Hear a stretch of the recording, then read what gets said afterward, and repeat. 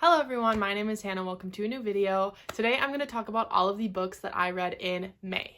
So in May I managed to read 11 books and I DNF'd one.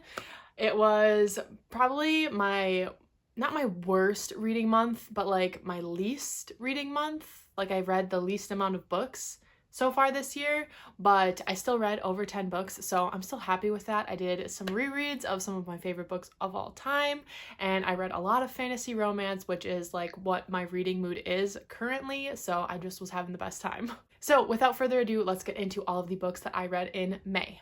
The first book that I picked up in May, I kind of was like surprised that I read this one in May because it seems like I read it so long ago, but that is An Unexpected Peril by Deanna Raybourn. This is the sixth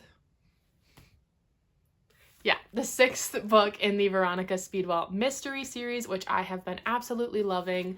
This is a historical fiction book set in the late 1800s in London, and it's following Veronica Speedwell, who is a lepidopterist. She studies butterflies, but she kind of gets like brought into all these different mysteries because she's very detail oriented, she's very intelligent, and she's really good at it, and she likes investigating because her favorite like books to read are of like this lady detective basically.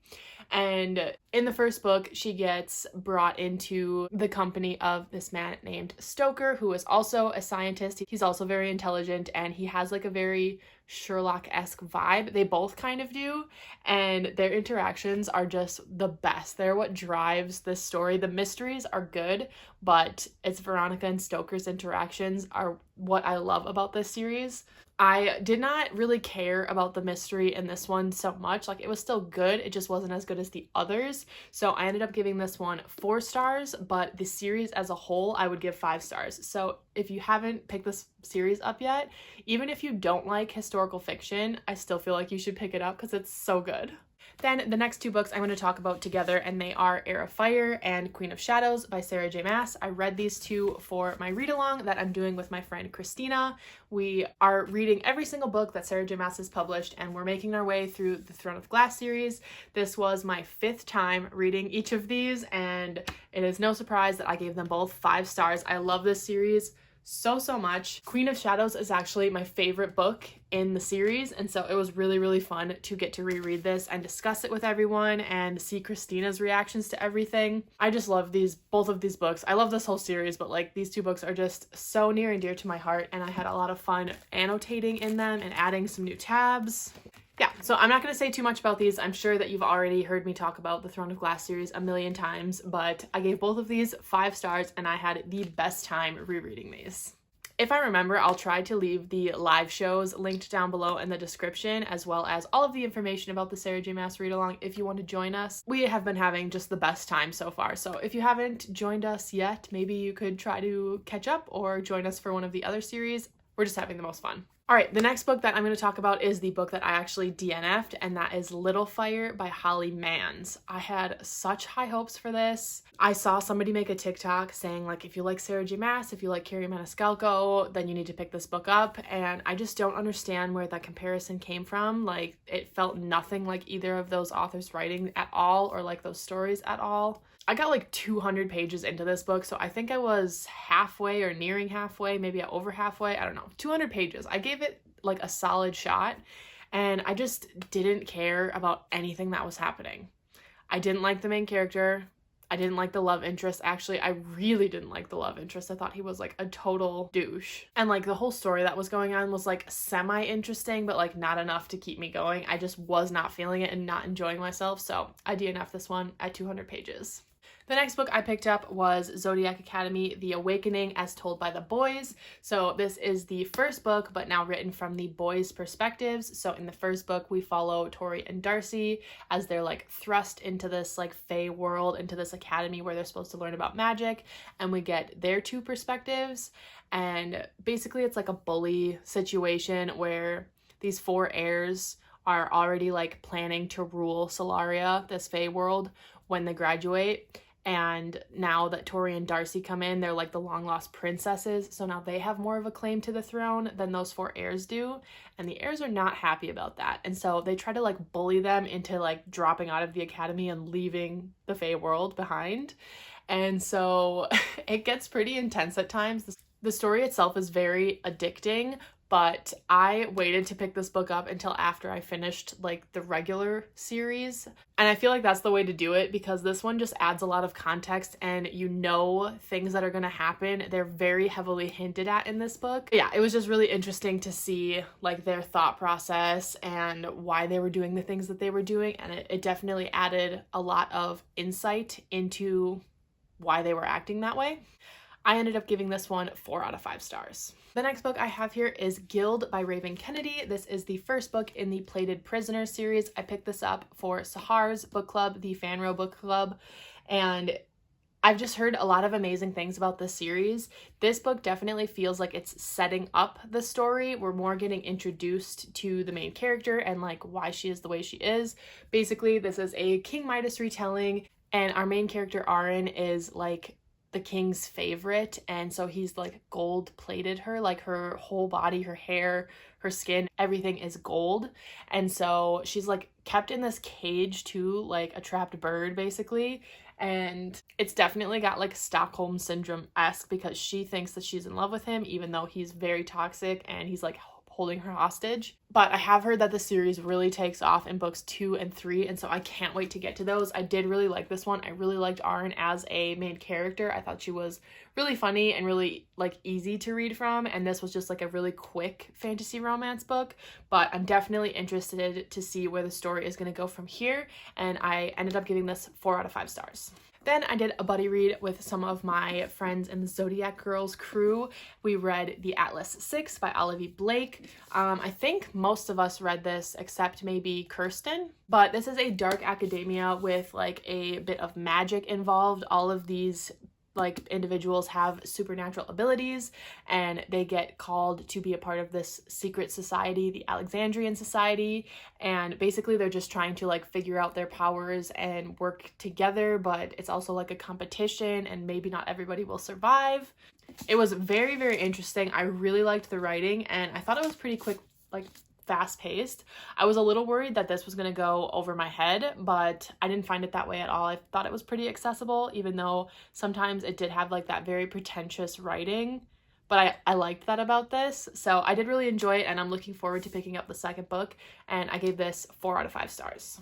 The next book I picked up was Book of Night by Holly Black. This was one of my most anticipated releases of 2022, and not gonna lie, it was kind of a letdown. I don't know. Sometimes I'm like, what even happened in this book? Like, what did I even read? I kind of forgot all about this book. It's like shadow magic. Your shadows are like bloodthirsty, almost sentient beings, but if you like quicken your shadow, then it can like do things apart from like just follow you. And people want to like steal shadows, and our main character Charlie is like basically this thief, this like little miscreant basically. But yeah, I don't really know what to tell you for this, especially as far as the synopsis goes. Like, I read this book and I have since like forgotten a lot of what's happened because it just doesn't stick with you. I don't know. I just didn't really care about this book at all. I just didn't really care. So I gave this one 3 stars because like, I don't know. It was fine. It just was. That's it on that one. The next book I picked up was The Haunting of Ashburn House by Darcy Coates. I picked this up for the book troop hosted by Gabby from Gabby Reads, and I did the live show with her and then my friend Ashley from Ashley's Little Library.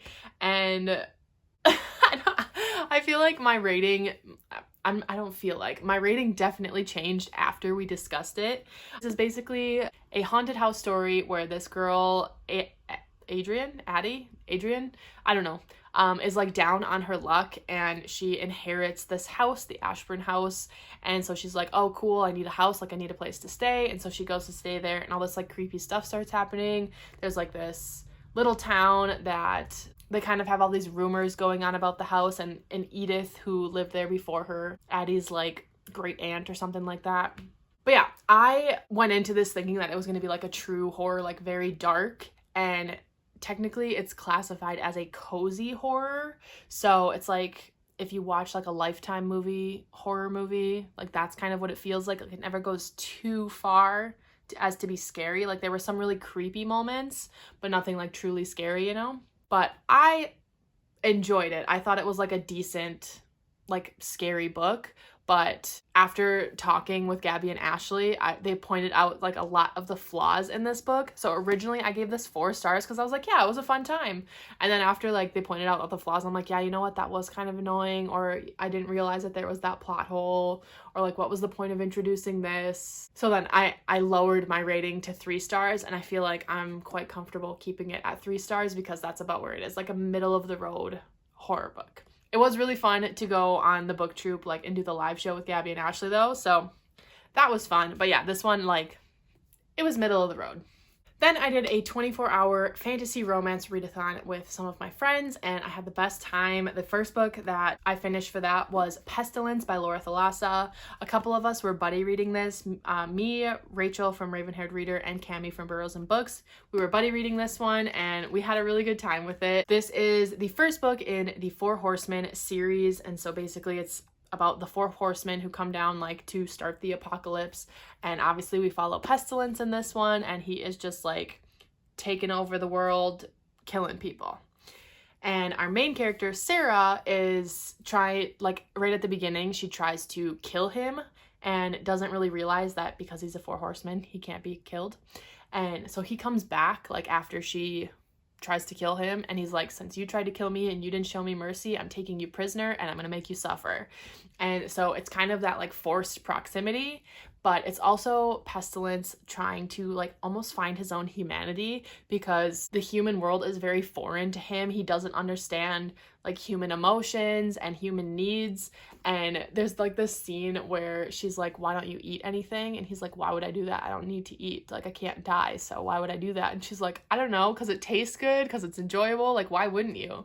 And he has like a pie or something. He's like, oh, this is actually pretty good. And then all of a sudden he likes to eat. So it's just kind of funny to see him like work through all that.